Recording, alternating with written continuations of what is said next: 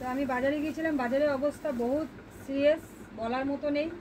প্রচণ্ড জল কাদা। তো আমি একদম রেল লাইনের উপর দিয়ে যেতে লাগা হয়েছে, এরকম অবস্থা। গিয়েছিলাম মার ডাক্তার দেখাতে, তো মার ডাক্তার দেখানো তো হলো না, মা যাবে না, মর্জি বলো যাবে না। তো পরে গিয়ে আমি বাজারের দিকে আসলাম, ভাবলাম একটু মাছ নেবো, তো মাছ তো পেলাম না।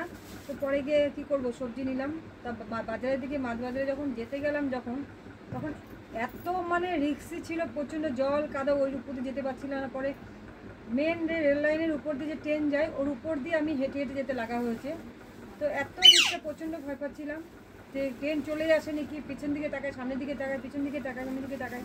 তো দেখুন বন্ধুরা, আমি বেগুন নিয়ে এসেছি, উচ্ছে, লঙ্কা, আলু, এগুলো আগেরই ছিল, তো এগুলো এখন একসাথে আমি গুছাবো। তো এখন আমার খিদে পেয়ে গেছে, এই যে এখন ফানটা নিয়ে এসেছি সামনের দোকান থেকে, আর সাথে একটা কেক।